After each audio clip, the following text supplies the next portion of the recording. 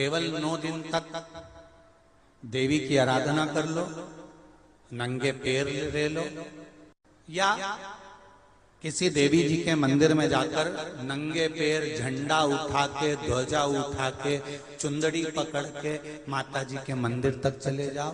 क्या केवल नवरात्रि का मतलब यही है? या फिर कहीं गरबा हो रहा हो तो गरबे में चले जाओ? क्या नवरात्रि का मतलब केवल यही है? या घर में जोत लगा लो, नवरात्रि का मतलब यही है?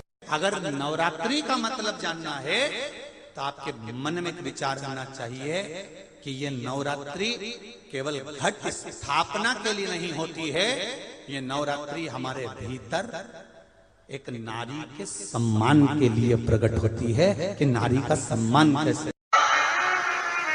शिव मंदिर में जाइए, पहले दिन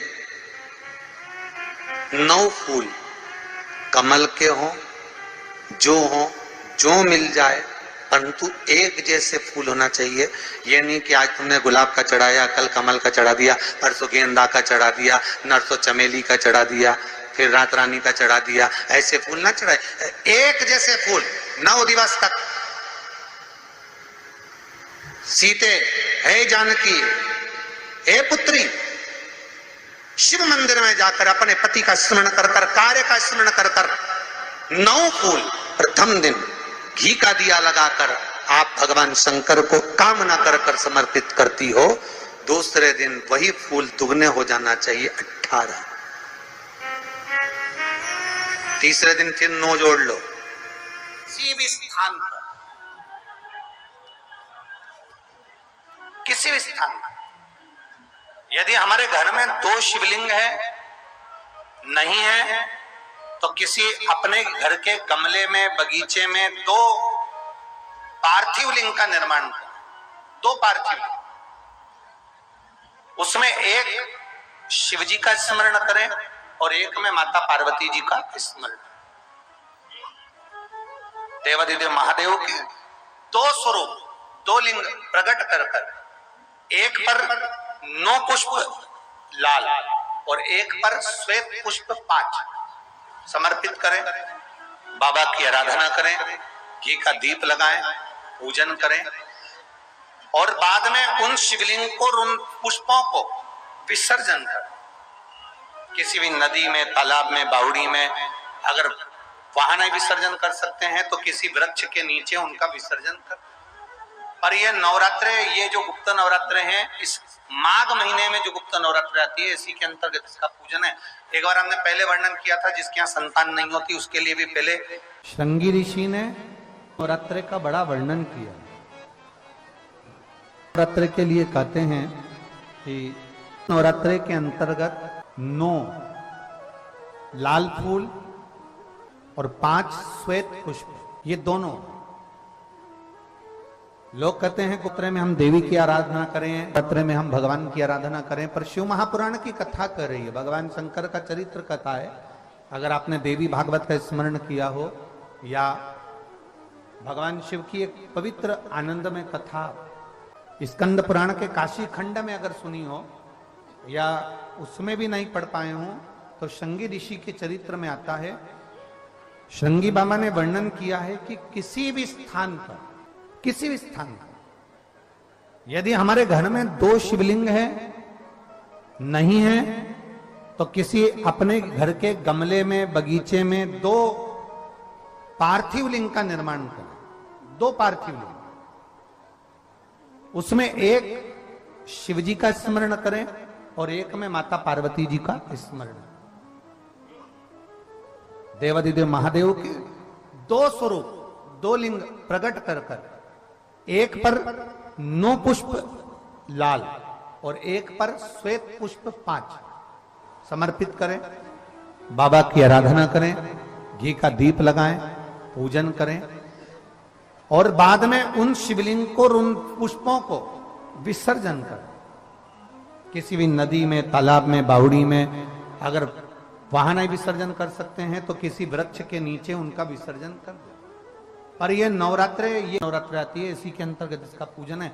एक बार हमने पहले वर्णन किया था, जिसके यहाँ संतान नहीं होती उसके लिए भी पहले जो आषाढ़ के महीने में जो गुप्त नवरात्र आते हैं उसका स्मरण कराया था। नवरात्रे में भी देवी की आराधना का एक स्मरण का सुख है महाराज। ज्योत का विधान है, नवरात्रे में देवी की ज्योत लगती है, अखंड ज्योति लगती है, जवारे बुआए जाते हैं, कलश लगता है। ज्योत का भी विधान है। जिसके यहाँ दिया अखंड जलाया जाता है, अगर वो दिए की लो, दिए की बाती अगर दक्षिण दिशा की होती है तो उसके घर में साल भर में एक घात जरूर होती है। जो दिया अखंड जलता है उसकी बाती का मुख दक्षिण का नहीं होना चाहिए। अगर आपने देवी भागवत का स्मरण करा हो, देवी भागवत को अगर सुना हो, तो देवी भागवत में स्पष्ट किया गया कि पूर्व की ओर मुख करा हुआ दिया, अर्थात पूर्व की ओर ज्योत जो जलाई जाती है वो संपदा की वृद्धि करती है। पश्चिम की ओर मुख कर जो ज्योत लगाई जाती है महाराज, वो वैभव को देती है। और उत्तर की ओर जो मुख कर ज्योत जलाई जाती है, उत्तर की ओर जो ज्योत का मुख रहता है वो आयु की वृद्धि करती है, घर में अकाल मौत को रोकती है। दक्षिण की ओर ज्योत ना लगाएं। अगर आपको लगाना है पूरब की लगाएं, पश्चिम की लगाएं या उत्तर की लगाएं।